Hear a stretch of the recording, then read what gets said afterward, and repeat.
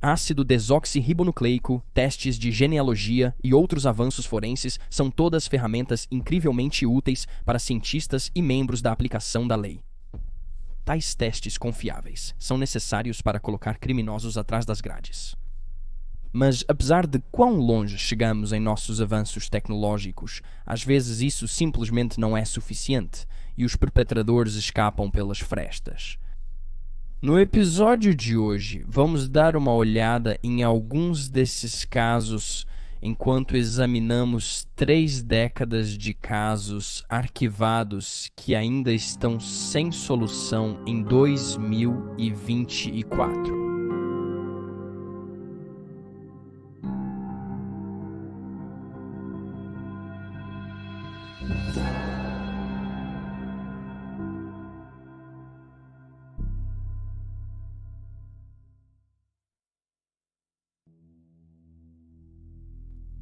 Mary Margaret Cook. Mary Margaret Cook, 25 anos, foi vista pela última vez em 14 de novembro de 1970. Mary era uma mãe casada de 2 filhos quando desapareceu, tendo se casado com seu marido Levin Earl Cook 8 anos antes, quando ela tinha apenas 17 anos. Como mãe que ficava em casa, Mary mantinha a casa do casal em ordem e cuidava das crianças enquanto Earl ganhava a vida como pintor. Ele saía de casa em Highland City, Flórida, viajando a semana para diversos trabalhos e retornava no fim de semana. Mary foi vista pela última vez saindo da residência do casal em Highland City para fazer compras de Natal na loja J.M. Fields, em Lakeland, mas ela nunca retornou. Segundo sua página na Doe Network, ela cancelou uma viagem de acampamento em família naquele fim de semana porque seu marido ligou avisando que estaria em casa. O Cadillac branco de 1959 de Mary foi encontrado abandonado no estacionamento da loja um dia após seu último avistamento, logo depois de ter sido dada como desaparecida. Ele continha sua carteira e bolsa, mas os $200 que Earl afirmou ter dado a ela para os presentes estavam faltando. Além disso, as alianças de casamento de Mary foram encontradas na casa. Era incomum, pois ela os usava todos os dias e raramente os removia. Investigadores não encontraram testemunhas. O jovem de 25 anos parecia nunca ter entrado na loja. A polícia tem considerado abertamente Earl, marido de Mary, como principal suspeito em seu caso, embora nunca tenham conseguido ligá-lo diretamente ao desaparecimento. Ao longo dos anos, ele foi muito entrevistado e em 2003, as autoridades escavaram a garagem da casa onde o casal vivia em 1970 buscando pistas. A polícia relatou: acreditamos que há uma possibilidade de que a senhorita Cook possa ter sido descartada em seu quintal. No entanto, nenhuma evidência foi encontrada. Enquanto isso, Earl mantém sua inocência. Ele contou aos seus 2 filhos pequenos, de 3 e 5 anos, que a mãe deles, Mary, tinha ido embora por escolha própria quando ela desapareceu. Ele se casou novamente 2 anos após Mary desaparecer. Esse casamento acabou se desfazendo e ele logo se casou pela 3ª vez. Ele faleceu em 2007 aos 66 anos. Apesar das histórias de Earl, os filhos não acreditam que a mãe simplesmente se levantou e partiu para uma nova vida. O filho mais velho deles disse aos investigadores que viu seus pais discutindo no dia do desaparecimento. Ele também se lembrou que, em um determinado momento, seu pai lhe disse para não olhar para fora. Ele teorizou que o corpo de sua mãe estava escondido em um cobertor vermelho que ele viu seu pai pegar da casa. Após o desaparecimento de Mary, os meninos ficaram com a avó materna. Porém, ao descobrir que Earl estava sendo investigado, ela o confrontou e perguntou diretamente se ele havia matado sua filha. Earl, no entanto, não respondeu. Em vez disso, ele pegou as crianças e partiu. Nos anos seguintes, houve alguma especulação de que o desaparecimento de Mary está ligado ao de outra jovem mãe, Peggy Byers Besden. Peggy, de 23 anos, desapareceu de Highland City no dia 2 de abril de 1965, depois de sair para um bar. Relatos afirmam que ela foi vista no estacionamento do bar naquela noite, com um homem branco não identificado, e seu carro apresentava problemas. Peggy e seu veículo estão desaparecidos desde então. Peggy estava divorciada quando desapareceu e trabalhava como garçonete. Seus filhos foram criados por sua irmã e cunhado depois que ela desapareceu. os investigadores nunca identificaram um suspeito. Apesar das semelhanças, como idades próximas, morarem na mesma cidade, serem mães e terem desaparecido após sair de casa, as duas mulheres eram diferentes. Nada mais ligou esses dois casos. As autoridades não creem que as duas mulheres se conheciam. O caso de Mary parece muito mais claro e resolvido comparado ao de Peggy. Mary Cook, de 25 anos, foi vista pela última vez em Highland City, Flórida, em 14 de novembro de 1970. Ela é descrita como uma mulher meio branca, meio nativa americana, com cabelos castanhos e olhos azuis, ou avelã. Ela tem 1,50 m de altura e pesava entre 65 e 68 kg quando desapareceu. Ela possivelmente usava um vestido verde ao desaparecer. Mary precisa de óculos para ver e frequentemente usa armações de olho de gato, e ela tem uma marca de nascença na parte externa da perna direita, acima do tornozelo. As páginas do Projeto Charlie e da Rede Doe observam que ela pode ter estado grávida quando desapareceu. Se você tiver alguma informação sobre o desaparecimento de Mary ou de Peggy, pode deixar uma dica com o Polk County Crime Stoppers no número 1-800-22-684-77 ou ligar para o escritório do xerife do condado de Polk no número 2260-344.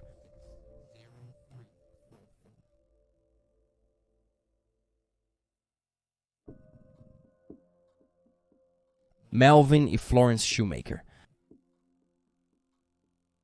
O caso de Florence Shoemaker, uma mulher de 76 anos que desapareceu de Ravenna, Ohio, em fevereiro de 2003, é realmente estranho, especialmente quando você considera que seu ex-marido, Melvin, desapareceu quase uma década antes, em 1994.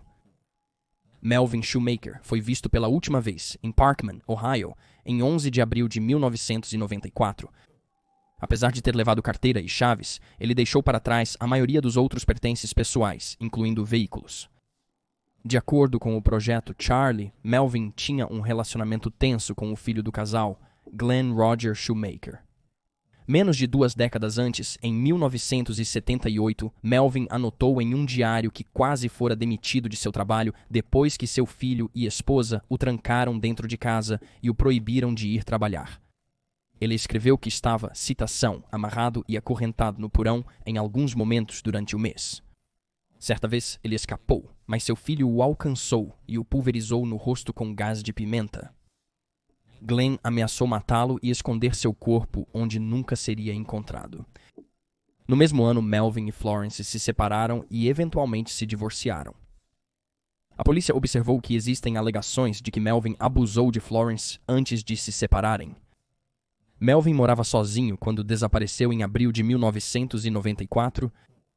Os vizinhos recordaram que ele vivia como um eremita.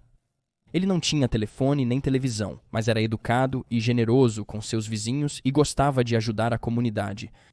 Apesar dos vizinhos terem informado à polícia que não viam Melvin, de 70 anos, por 6 dias em 1994, notou-se que Glenn demorou para relatar o desaparecimento do pai. A polícia verificou a casa de Melvin, mas a encontrou em ordem. Não havia sinais de luta, nem evidências de arrombamento. Como mencionado anteriormente, a grande maioria de seus pertences permaneceu em casa. Apenas sua carteira e chaves estavam faltando. Ele deixou para trás cerca de $700 mil em ativos. Meses após o desaparecimento de Melvin, os investigadores vasculharam a casa de Glenn buscando evidências. Eles encontraram 11 armas e uma grande quantidade de munição, e cães de busca também alertaram os oficiais para 3 pontos no chão do porão, um sinal de que algo pode ter sido enterrado ali. Apesar disso, o chão do porão nunca foi escavado. Florence, por sua vez, foi vista pela última vez em 3 de fevereiro de 2003 em Ravenna, Ohio.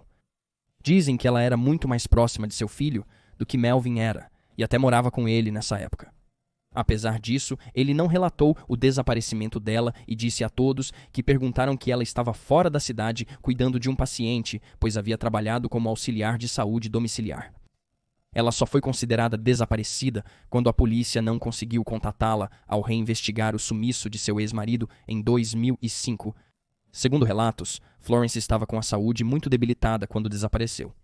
Ela tinha 76 anos, frequentemente parecia desleixada e tinha dificuldades para se locomover sozinha. A polícia não tem certeza se os casos de Florence e Melvin estão relacionados, mas há muita suspeita de que o filho deles, que agora tem 68 anos, esteve envolvido em um ou ambos os desaparecimentos. Em 2018, a propriedade rural de 40 acres de Glen foi revistada. Parece que pouco se obteve desta busca, mas a polícia notou que, apesar de Glen ter recebido a maior parte dos bens de Melvin, ele vivia sem eletricidade, sem água corrente e sem telefone. Os pisos da casa dele eram de terra, e a polícia relatou cadeados do lado de fora das portas. Dizem que a casa está em mau estado, por dentro e por fora. Melvin Shoemaker está desaparecido desde 11 de abril de 1994, de Parkman, Ohio. Ele é descrito como um homem branco com cabelos castanhos grisalhos e olhos castanhos. Ele tinha 70 anos e uma barba curta quando desapareceu. Ele tem cerca de 5 pés e 9 polegadas e pesava entre 200 e 250 libras quando foi visto pela última vez. Sua ex-esposa, Florence, foi vista pela última vez em 3 de fevereiro de 2003 em Ravenna, Ohio. Ela é descrita como uma mulher branca de cabelos castanhos e olhos azuis. Ela tem 1,70 m de altura e pesava cerca de 70 quilos quando desapareceu. Ela tinha 76 anos quando desapareceu. E seu nome de solteira é Converse. Qualquer pessoa com informações sobre o desaparecimento de Melvin Shoemaker ou de sua ex-esposa Florence pode entrar em contato com o escritório do xerife do condado de Portage, no número 3302965100.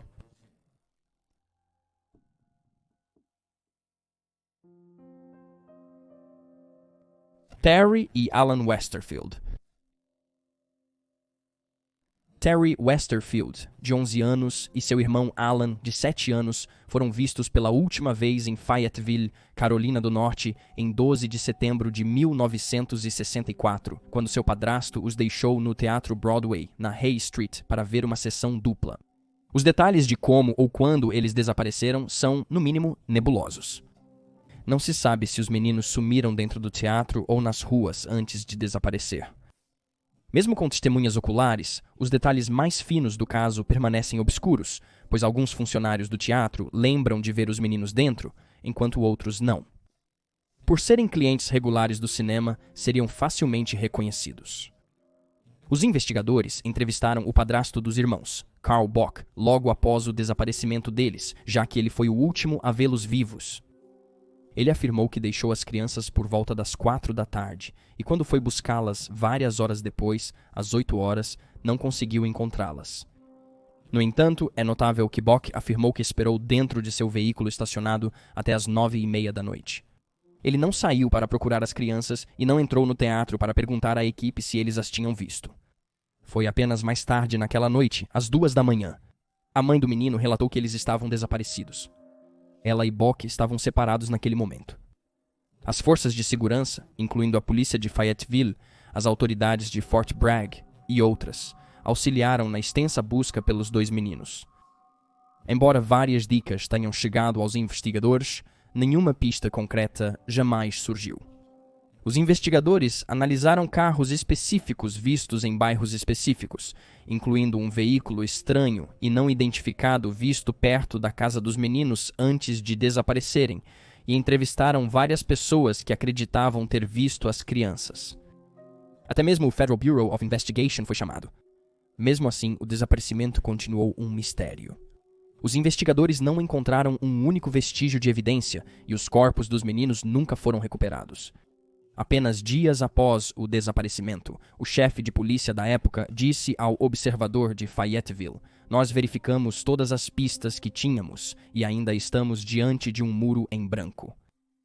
Dias se passaram, depois semanas, depois meses. Eventualmente se tornaram anos e não havia nenhum rastro das crianças. Carl Bock, padrasto do menino, era sargento do exército quando ele desapareceu. Ele trabalhava como policial militar em Fort Bragg, mas foi enviado para o exterior apenas 1 ano após o desaparecimento das crianças. Ele e a mãe do menino se divorciaram formalmente pouco tempo depois, e ele permaneceu solteiro pelo resto de sua vida. Os investigadores teorizaram que Bock estava envolvido no desaparecimento de Terry e Alan e sugeriram que os dois foram mortos pouco depois de desaparecerem. Em 2012, as autoridades tentaram reentrevistar Bock e até ofereceram uma carta de imunidade qualificada, mas Bock recusou. Ele disse a eles: se eu não estivesse na polícia militar, essa seria uma boa proposta. Os investigadores registraram mais tarde que Bock parecia indiferente aos meninos e à mãe deles. Com um oficial observando, estava claro que ele estava desprovido de qualquer emoção em relação a aqueles meninos, e realmente ele era indiferente a Margie também. O desaparecimento dos irmãos Westerfield é o caso mais antigo envolvendo crianças no norte da Carolina. A grande maioria das testemunhas e das pessoas importantes para o caso já morreram, incluindo o pai biológico de Terry e Alan, que foi descartado da investigação logo no início e que tirou a própria vida em 1978, e a mãe deles, Margie, que, após seu divórcio de Bock, se casou novamente e se mudou para a Carolina do Sul, onde morreu em 2003 aos 70 anos de idade. Carl Bock foi o último a falecer em 2016 aos 93 anos de idade. Da mesma forma, o teatro onde os meninos desapareceram foi demolido nas décadas seguintes. Apesar da decepcionante falta de pistas e evidências no caso, a polícia de Fayetteville ocasionalmente reabre o arquivo e tenta olhar para a investigação com novos olhos, procurando por uma peça que esteja faltando. No entanto, nada ainda veio de seus esforços. Novos detalhes surgiram sobre o caso em 2018, o que dá mais crédito à teoria da polícia de que Carl Bock foi responsável pelo desaparecimento das crianças. Segundo os investigadores, os meninos foram deixados com uma babá em 12 de setembro de 1964, pois Margie tinha um compromisso no cabeleireiro. Segundo relatos, Carl Bock apareceu na casa e disse para a babá ir embora. A babá tentou enrolar e conseguiu por algum tempo antes de finalmente sair por volta das 12h30 a 1 da tarde. Por volta desse horário, Alan, de 7 anos, foi visto pedalando do lado de fora. Um garoto do bairro, amigo das crianças, foi até a porta perguntar se Terry podia sair para brincar. Bock atendeu a porta e disse não, que o menino de 11 anos estava sendo punido.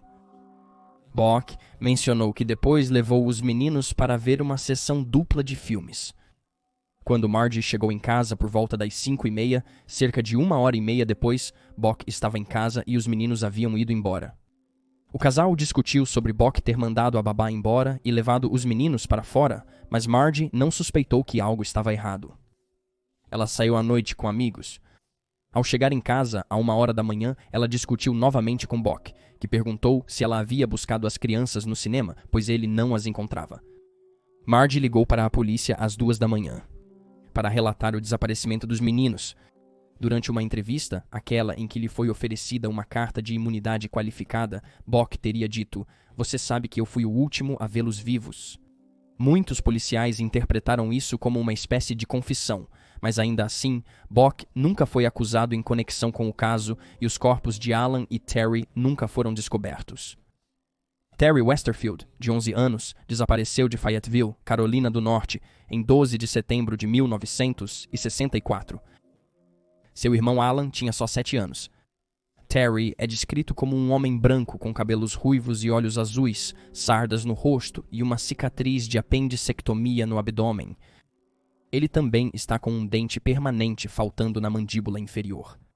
Ele tinha 1,40 m e tinha cerca de 40 quilos quando desapareceu. Seu irmão mais novo, Alan, é descrito como um homem branco com cabelos castanhos claros, olhos azuis e um distúrbio de fala. Ele media 1,17 m e pesava cerca de 36 quilos quando desapareceu. Se você tiver alguma informação sobre o desaparecimento dos irmãos Westerfield, pode entrar em contato com o escritório do xerife do condado de Cumberland no número 910323 1500.